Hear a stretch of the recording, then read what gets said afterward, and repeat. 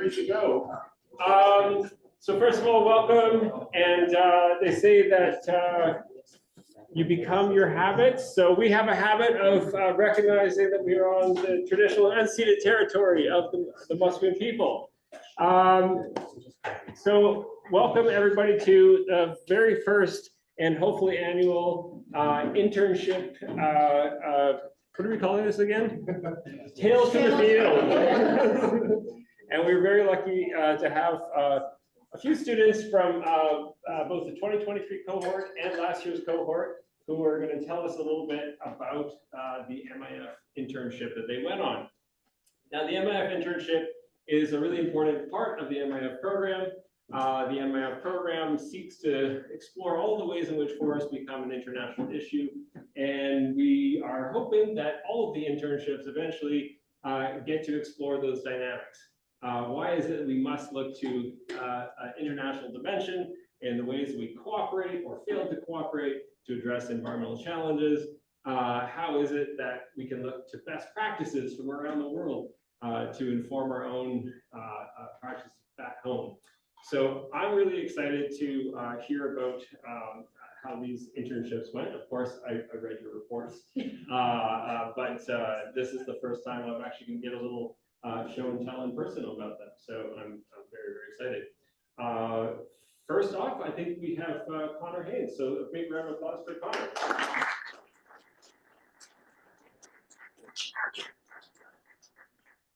Alrighty, so I'm going to do some thank yous at the very, very start here. But like it said, we're going to start with some tales from the field. So just to try and get an idea of what a summer placement kind of can look like and how it connects to that you learn in the MIF classroom. So firstly, I want to say thank you to my mum and dad that start right there.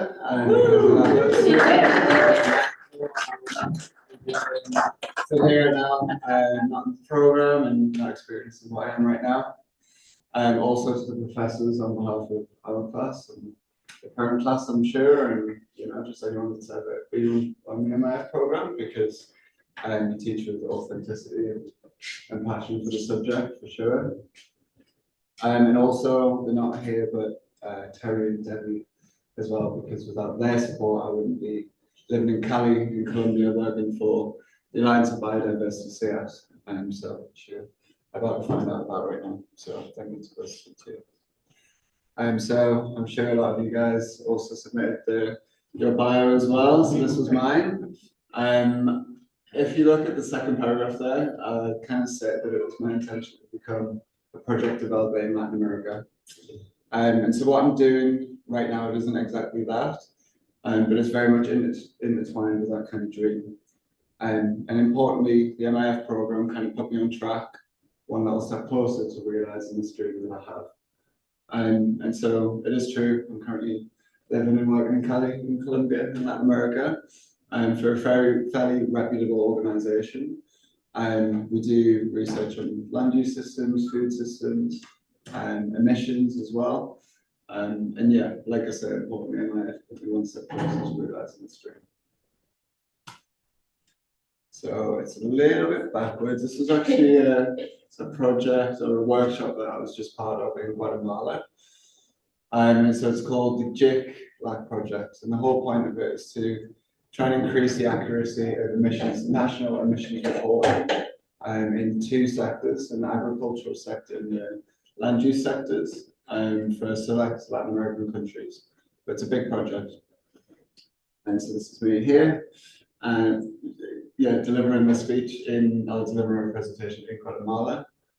And to try and achieve the kind of goals of the JIC project, we're using international standards. We're trying to teach and build the capacity of these countries to try and report in line with the requirements of the Paris Agreement as well. So I'm going to actually, hopefully this works. But this is a little video of me trying to stick some Spanish. No sound. It's a bit of a shame. All good. That was my moment of glory there. It was about an hour of footage and 3 seconds of me doing some half decent Spanish. So, but yeah, anyway, that was me. Basically teaching 5 countries how to report, first estimate and then report on national emissions in the land use sector. So anyone later, I can show you off my phone, I guess. And then this is just kind of a very brief look at the institutional makeup of the Alliance itself. So there are 7 different research areas. I'm part of the multifunctional landscapes team. And of course, it's all agricultural research, but there's a lot of like cross-cutting themes.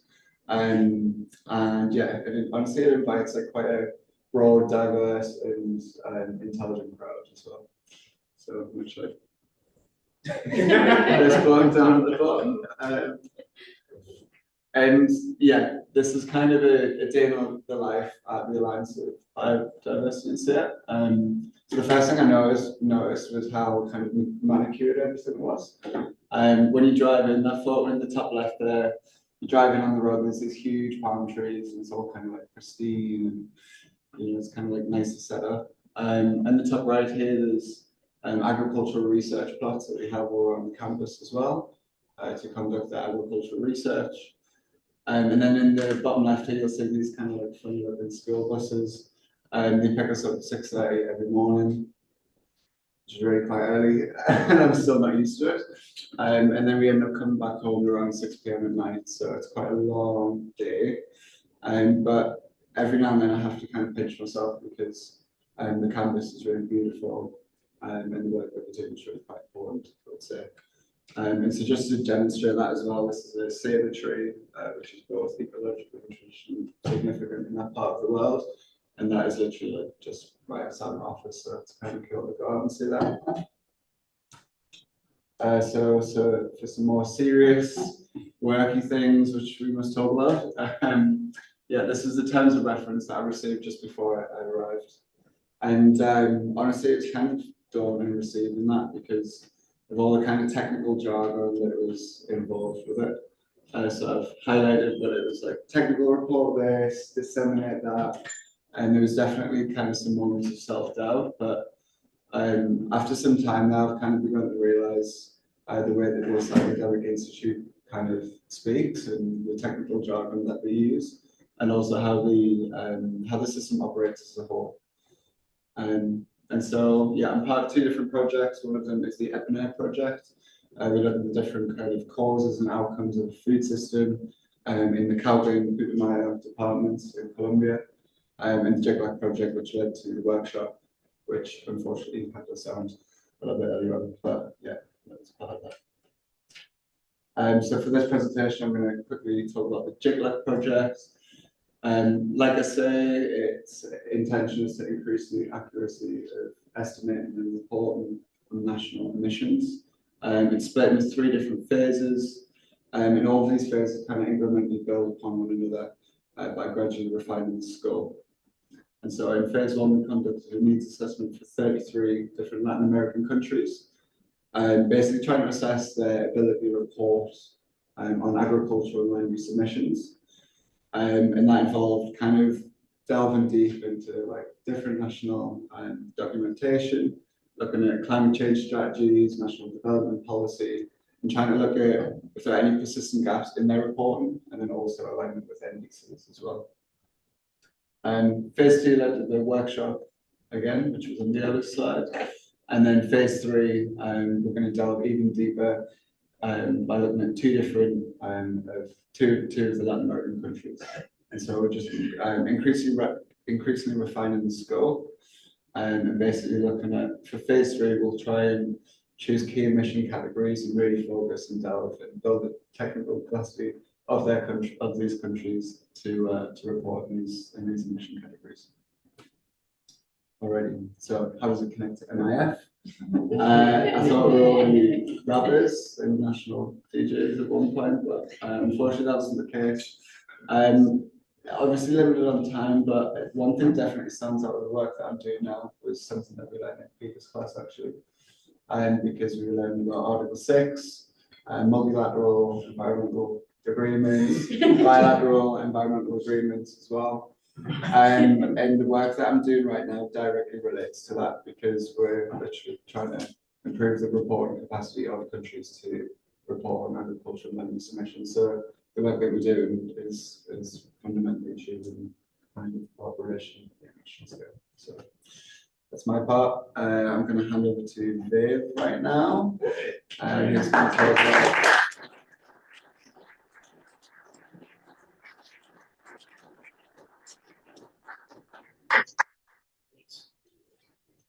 Always love to hear about Article 6. It actually has implications for real life. The real world. Yeah. That made Peter so happy. All right, so the name is Vivekan, or Viv, was a classmate with Crispus and Connor. It was really nice to hear Connor's presentation because I've been hearing updates while he was going through it. And yes, his bus does pick him up at 6:30. Sometimes he's running over.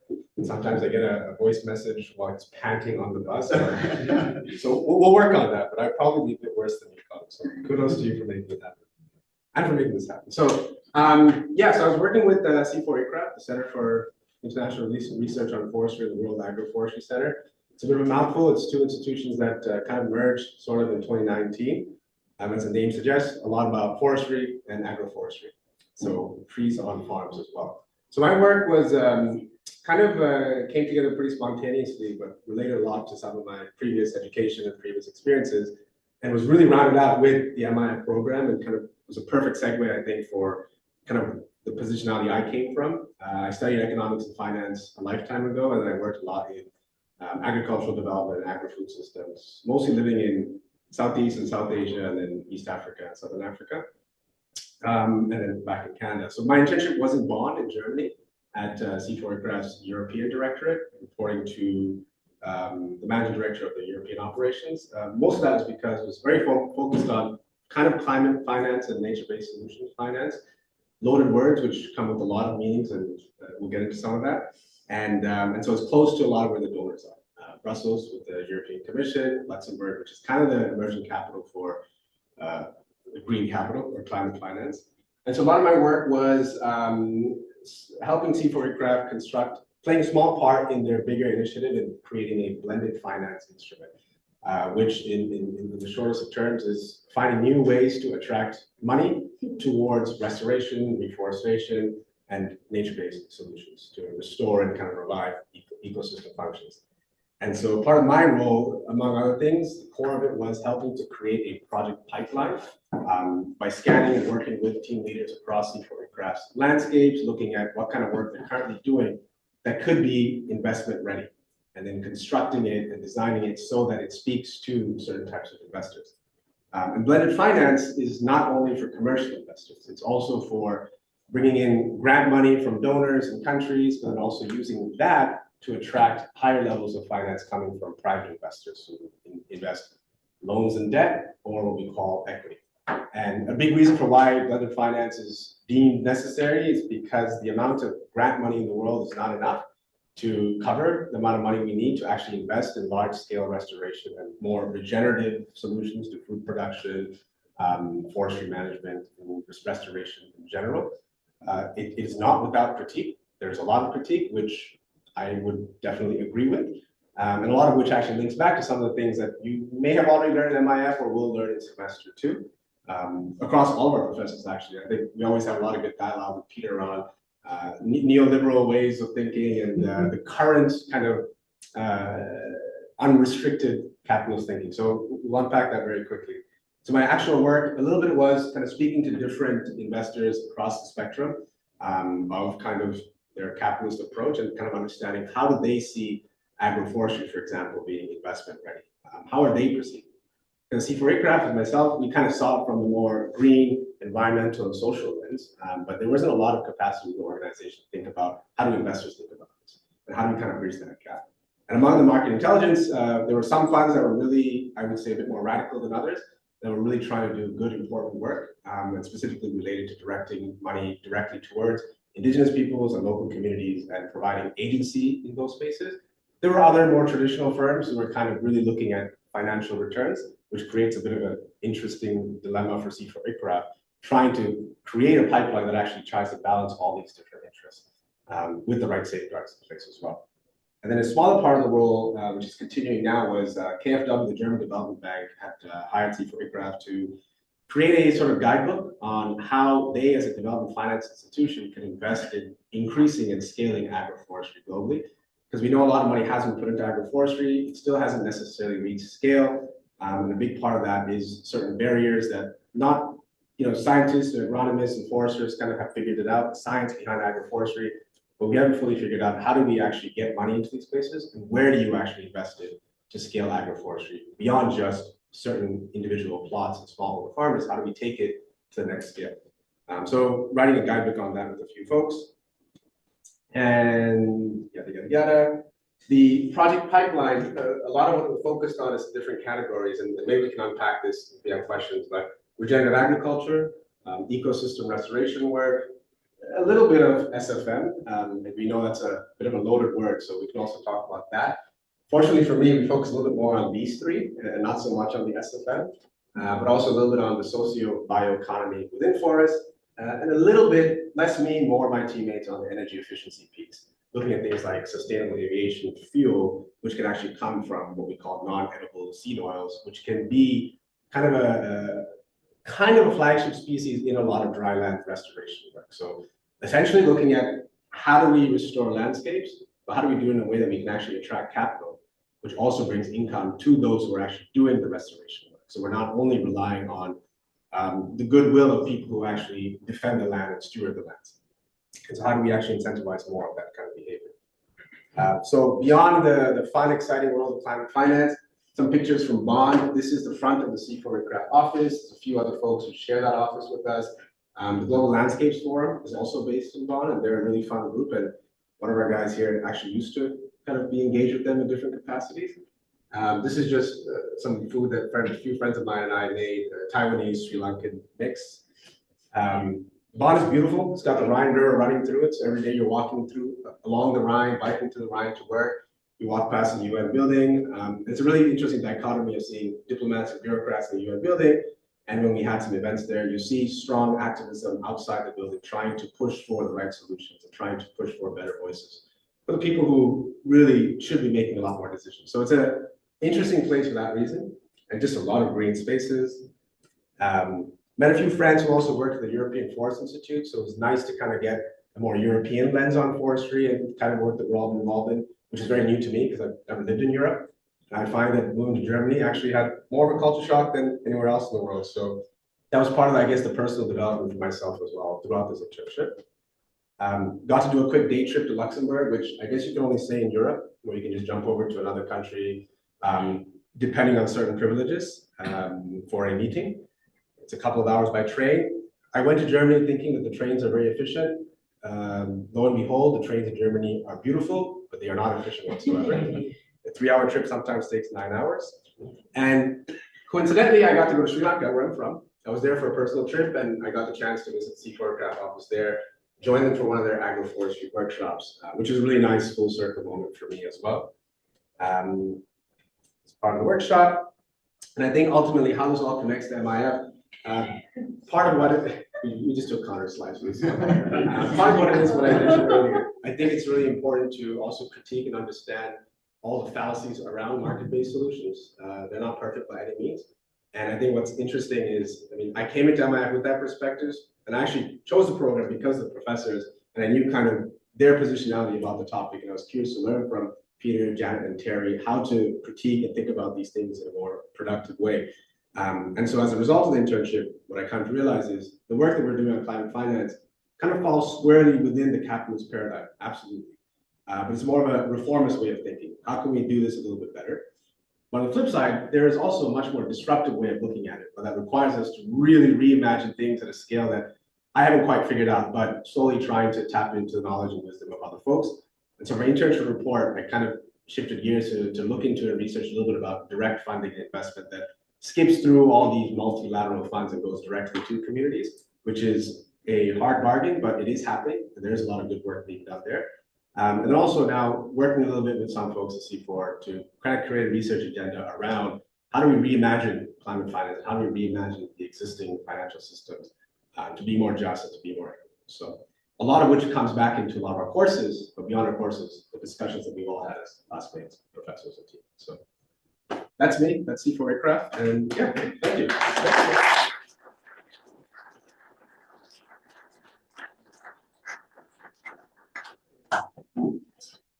Next up is Christmas. Everyone. Right, there we go. Christmas. Ngom is my name, and going back to Uganda, C4 Icrof, Kampala. It was nice getting back there. Maybe you will ask, why am I from Uganda? So going back to do my internship in Uganda. Just like we always hear from Terry, says that there is no repeating, there is reinforcement. It was a good time to reinforce my understanding of my landscape. It was great going back there. So I sat in C4 Icrof's governance and bioenergy department in Uganda, and I worked in really many amazing projects. Just to go on them one by one is the Restore Africa project. So from Africa, I'm part of this project. It is the world's largest community-led carbon removal program. And what makes this so unique is that it is being sponsored by a private company, Climate Asset Management. And the target is to restore about 1.8 million hectares of forest, and also impact like 1.5 million smallholder farmers. So it is right now in about 8 countries, and it's really an amazing project. Then secondly is the intensive mixed-use agroforestry system on farm on household plots. This is basically targeting refugee hosting communities in Uganda, trying to improve their livelihoods using a need-based assessment, where farmers are asked what they need to have on their farms, and the design is made as per their interest, and not just a template being imposed on them from people above. And it also gives it a business case, because we always say that agroforestry is great, but if we don't give a business case, it is hard to change systems and make people adopt a new system. So the business case makes it much more interesting, and also farmers really see what value they'll get from the system before they are forced to just take what they don't understand. So it's need-based and also designed by them. So how was my involvement in these 3 projects? I had a chance to participate in the development of COP, the communities of practice. These are basically self-organizing team of people in the community who share common knowledge, share common interests and expertise, and they just meet regularly to share experiences, solve problems, and address problems together. I was just one day in the office and I wrote this down, that the problem is not development. The problem is development that does not take the requirements of a community into action. So I feel like the COP is a very good platform where communities can raise what they want, can also see problems, and also find local ways of addressing their problems. So I went through ways of how to, create a perfect working COP. Then also a lot of mapping, because we are of course working with farmers in the different plots. So how to do some training on how to use the S3 field maps, and along other mapping softwares to basically go in the field and map farmer plots in different parts of the country. This happens when they have expressed interest, and we just go and map the land and have it on our systems for easy tracking. So I also took part in a policy review. This is kind of still ongoing, not yet done. We are reviewing policies and legislative frameworks or legal frameworks that affect projects of restoration in Uganda. This is going to really support the Restore Africa project, because it's just in the initial stages of its implementation. So this policy will really inform what will happen henceforth in the project, and we hope to have this done by possibly next year, January, say. So I analyze numerous legal frameworks, policy instruments in Uganda, and see how they would impact this project, and also giving different suggestions on how to improve. So just a bit different. What is life after the internship? It has been 3 or 4 months right now, just to give you an insight of what is taking place in my life. So I came back from Uganda and took a role as a forest technician. Currently working in a shoe shop landscape, small town called Enderby, and moving in different landscapes. So why did I take this role?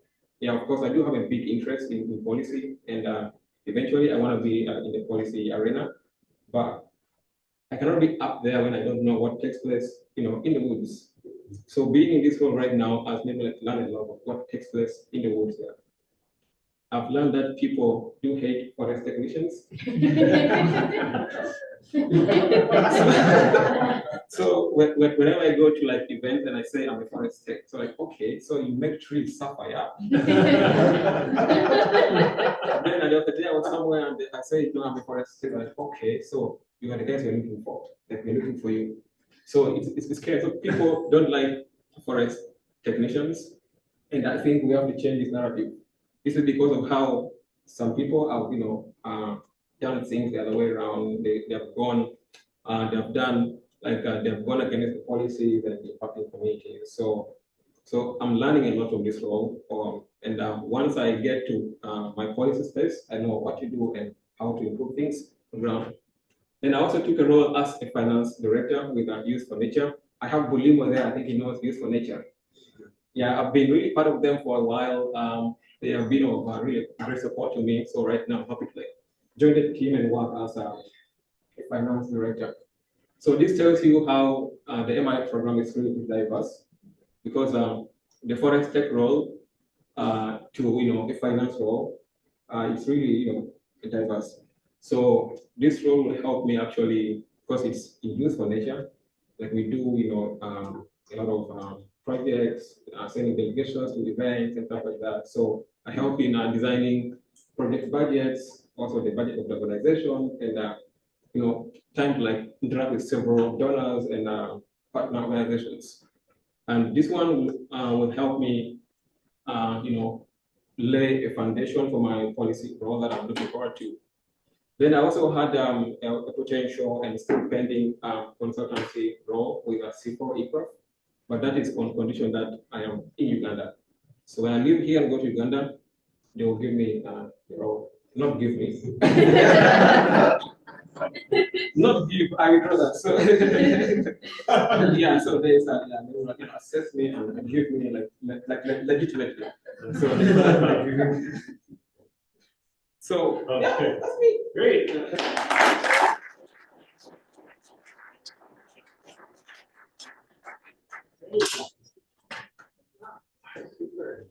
Okay, last but not least, we have. Hello, good evening. Wow, how can I even follow that? But we're great. So, hi, my name is Katarzyna Kasha. My pronouns are she, her. I graduated so long ago, I needed notes, so please don't be mad at me. I also went to C4 ICRAF, but in Nairobi, Kenya. I was there for 3 months with another MIF student, Levin. And this is our photo in front of C4 ICRAF in Nairobi, Kenya. It was so nice to go with someone because it was totally out of my comfort zone. So it was nice to work together on some parts and some parts separately. But basically, I think my internship, the word is just side quests. So initially, I was supposed to work on the landscape restoration education curriculum because of my background in education and political science, and specifically module 3, which is the landscape governance. So basically, this is in part to support the Regreening Africa initiative, which is all over Africa in different countries. And this curriculum was to how to better help students, stakeholders, farmers, and people in education on how to better restore the land and include the people and have the including the African context. My bad, I'm so sorry. And basically, module 3 had to do specifically with Ghana and the University of Energy and Natural Resource I believe. So here are some pictures of all the different side quests I did. Side quests including tree planting, translating documents into French, which was really cool. There were some challenges, which I think was the result of all these side quests, because I was supposed to go to Ghana, but I had some visa issues, so I was doing a lot of things remotely, which obviously is not the same. But I was still able to lead a workshop and participate as much as I could, as well as attend some scientific lectures, which was really, really just eye-opening, and I felt very privileged to be able to be in a space with a lot of cool scientists and talk about their work. There was also political unrest at this time in Kenya, which was very scary, but you know, their internships, good, bad, it was all interesting, and I would do it again in a heartbeat. But so this is like at C4eCraft, and then also me trying to be very professional, but like through a screen, which is obviously not the same thing. So what happened was, to fill my internship obligations, my mentors there were like, well, you can't just look at a screen the whole time. So they kind of put me in with the shared workshops, which had obviously still related to MIF and everything that we did, but it was more to do with agriculture and health, and I know nothing about health other than to have some tea once in a while. But shared stands for stakeholder approach to risk-informed and evidence-based decision-making. Thank you. So basically, I joined a team that worked with C4eCraft, and it was talking with local political stakeholders and local government on decisions on how to include better policy through workshops on decision-making, because how agriculture, health, and climate change are related. So how to make better decisions that will then impact those things. So that was really interesting and cool to have some more hands-on experiences, and still involved obviously with politics and a little bit of education, because running a workshop feels like sometimes herding cats a little bit, which is basically kind of like teaching, so all the same thing. And then, yeah, this was very, very, very, I felt very privileged to be able to do this, which was not part of my internship initially, but was a really cool experience. And then finally, a last part of my side quest is this fantastic photo of me. But I got to participate in the IUCN Africa Conservation Forum kind of last minute, and that was very interesting. It was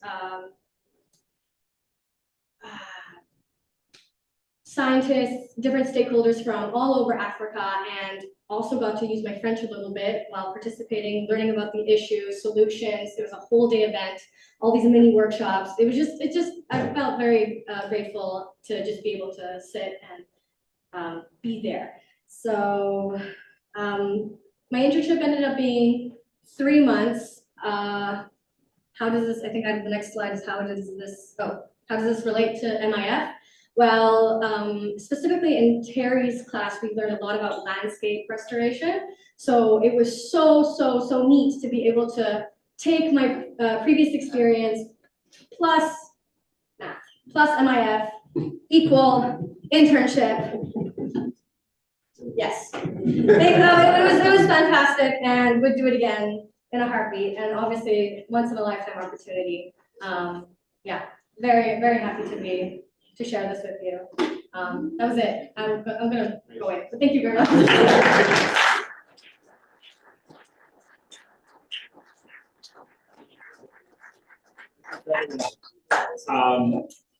That was fantastic, and yeah, I'm so proud of all of you and what you've gotten up to, and I just think Terry has got to be absolutely kicking himself that he can't be here right now, because he would love to hear, but we're recording the whole thing for him. I would like to invite our speakers to come on down and maybe answer a few questions, have a little chat. We have some food and drink upstairs in the MIF headquarters for a little reception afterwards. But until they kick us out, maybe we can just start here with a little Q&A. So you guys can maybe here. Like as if you're in a lineup and we're Yeah, going to I see know. who did the crime. I think you guys have just heard a lot of different tales from the field.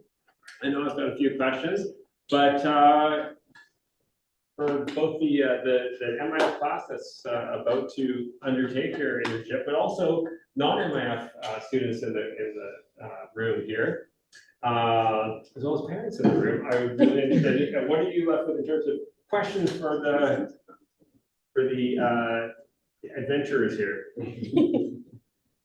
Any thoughts? Viv, you're talking about sustainable aviation fuel. Yeah, Close to my heart, 'cause I'm a pilot. that's right. Yeah. How's that progressing in Europe? Yeah, so I mean, that was one of the many things I looked at. So I'm not an aviation fuel expert by any means, but what I can say is, funny enough, yesterday I just heard from a biochem engineer who works in Sunderland's, Terry Sunderland's lab, that sustainable aviation fuel, it's extracted from non-edible seed oils from certain plants. One in particular, C4 is looking at is Pongamia, with the Chinese government, and it's kind of going through trials in Kenya and Indonesia right now. The plant itself is kind of meant to be a center of a wider landscape restoration initiative, but then the aviation fuel is meant to be like the market output that allows you to actually generate revenues from it. On the aviation side, a lot of countries, as part of their NDCs and emission reductions, are requiring airlines to kind of reduce their reliance on certain types of fuels and bring in more sustainable fuels. And so what I understand is Korea and Japan are really the leaders in looking at aviation fuel coming from non-edible seed oils. But from what I heard yesterday from this engineer is that we don't yet have the technologies to operate this at scale and do it so in a profitable way. But you can right now. Airlines are looking at mixing in just a certain percentage of their fuel components from the green fuel. Yeah, the company I work for, I think we're supposed to have 10% by 2035. There's actually pretty stringent fines if they don't achieve that.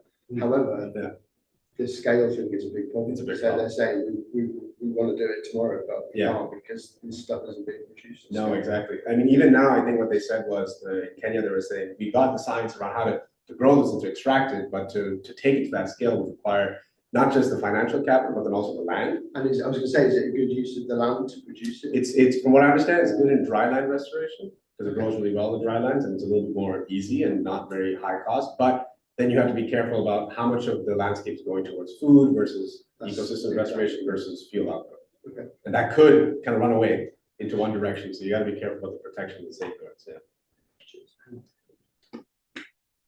It's Cassie. This can be for anyone, but if you guys have one piece of advice to give to yourselves a year ago today, what would you say? We might use that. Specifically the internship, I'd say start asking, reaching out as soon as possible.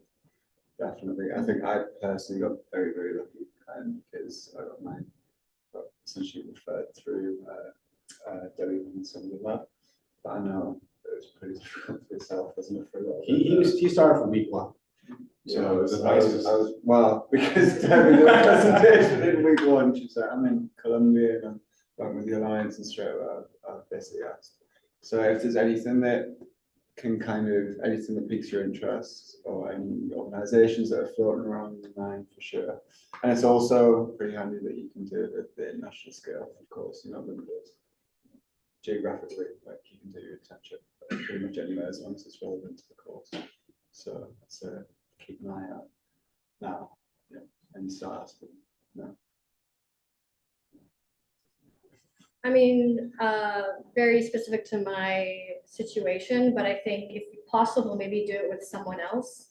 Like if a couple of you can go somewhere, I think my experience would have been very, very different if I had gone by myself. I don't know if I would have even gone if it was just me. And also just while you're doing your internship, just be open to just saying yes and working, like improvising and just doing your best, because in the end, you get a lot of side quests and you just accept it, and then it's gonna be fun anyway. So that's my advice. So to me, I would say it's good to begin early, just like Cora said. can be so hard to like get an internship placement if you are really rushing the process. Also, I would say be open to opportunities in different places, not just within the same country. Just be open to the globe, just like the MIF program really needs. So I would say bookmark those, let's say those organizations you want to work for, then find people who work there, and of course through LinkedIn and stuff like that, because at times these open applications can be so hard and very competitive. But if you find someone and like get hold of them and talk to them, they can support you to at least have a chance for your CV or resume to be looked at, then have a high chance of being given the opportunity. Yeah. I have been, trying to apply for the FO internship for the last 3 years because I just apply and like no one is there I've talked to and stuff like that. But when I got someone who, around there, I'm like, I've been doing this thing for a long time, but there's no feedback. When I reach out to them, they're like, okay, apply. At least for the first time, I was called for the interviews for the FAO internship program, but it was now a bit so late for my MIF program. If I felt like began it so early, like maybe when I just joined the program, it would have been my internship for the program. So just begin early. Kind of figure out your story. And like, I didn't want to go like, I haven't been in finance work in like over a decade. I didn't want to go back to financing stuff, but it was the clearest entry point, especially now that the development sector has drastically changed. It was the clearest entry point that people saw, like, oh yeah, maybe you can do this because you've done some land, agriculture, forestry related stuff. You know the business side, maybe this is your entry point. I was like, fine. And then since then, you kind of make the best of it and kind of gear it in the way that you want to, if you like to, but like know what you bring to the table, even if you're young or not young, experienced or not experienced, because there's always some sort of skill, whether it's academic or from non-academic sources. And there's a lot that we do in the program that people actually really like and find valuable, but then finding what that is for you and then communicating that, I think it's tricky, but I think there's a lot, like combining that with what everyone said, that's huge. And you need to know what's your value proposition. And also what's your value proposition that's relevant to this job might be different than what's your value proposition relevant to another job. So I think be mindful of that as well. Thank you so much. Thank you so much. My name is Amir and my program. I just wanted to ask, how did you guys navigate? Because we've started doing it. We've had like with Terry and Peter, and we're just trying to figure out like what we want to do next. And how do you navigate like sending so many LinkedIn emails, sending so many emails and not having a single reply, even though like you have written like the email so well and you've like laid out this is what I want to do or this is the area that I want to focus on. How do you navigate that in such a way that you have somebody to reply to your email, even though you've been sending tons of emails, no single reply?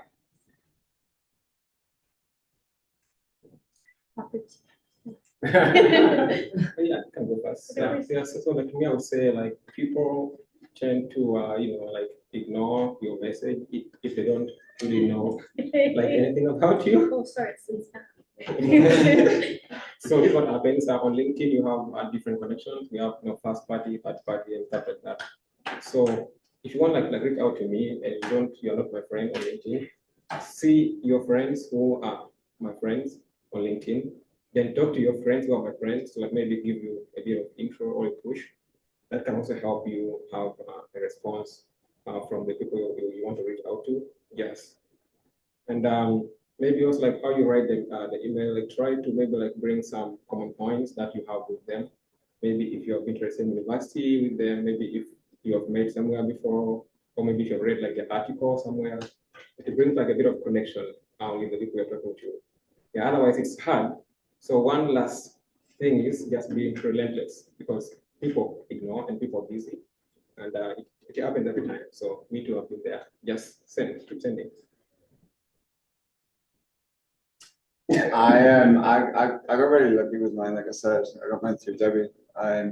Pretty much she put me in touch with the lead scientist, one of the lead scientists of the alliance, and he's this super chill Colombian called Augusto Castro. He's an absolute legend. Pretty reputable in that space as well.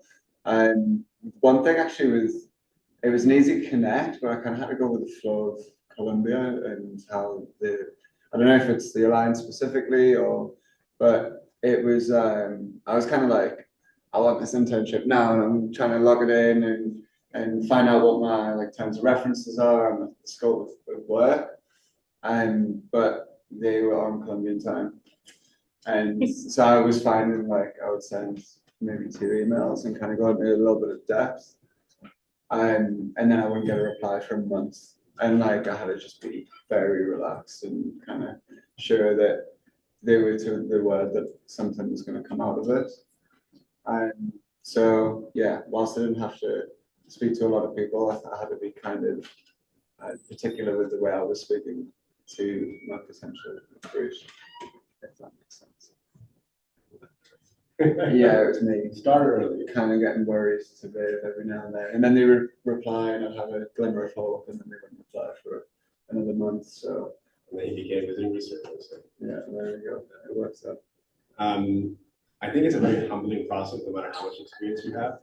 To give context, like before I came to MIF, I did a lot of work on USA projects, and I'd reconnect with old clients, bosses. There are technical directors who spent 20, 30 years in this industry, brilliant people from all around the world, who are telling me they've still been unemployed for 9 months.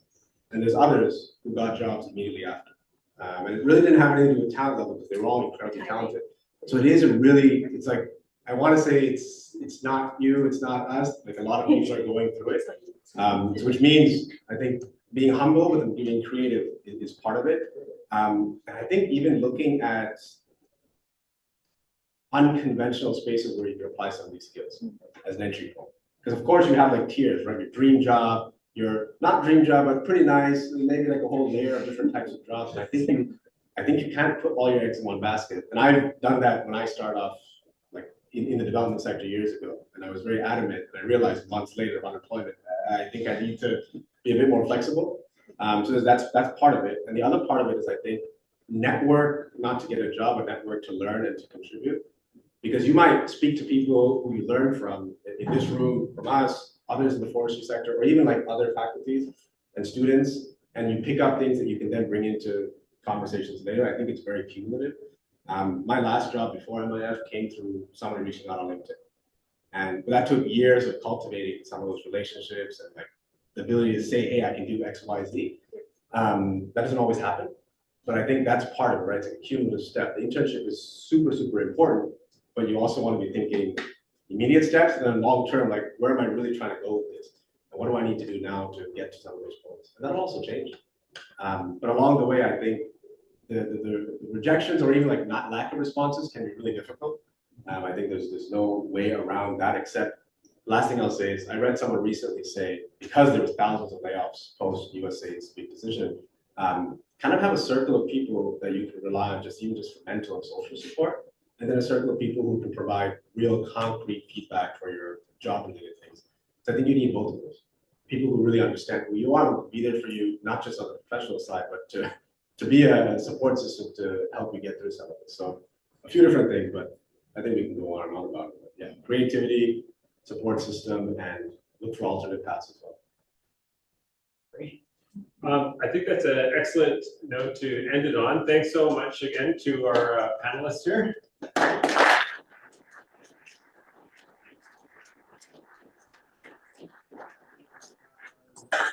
You're looking forward to seeing you cross the stage tomorrow and your graduation. Okay, we're all good to go. Yes, Yeah. yeah, there's no Did you pass? no last minute. You forgot to hand in something. Oh, yeah. This is the last hurdle they have to pass.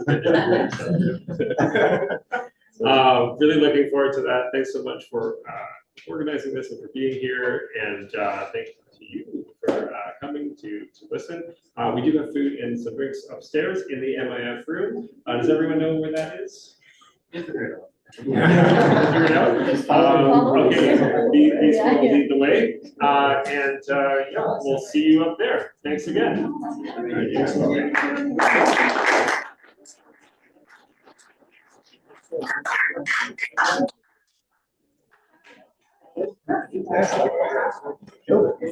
I can see where the educator comes from. Oh, yeah.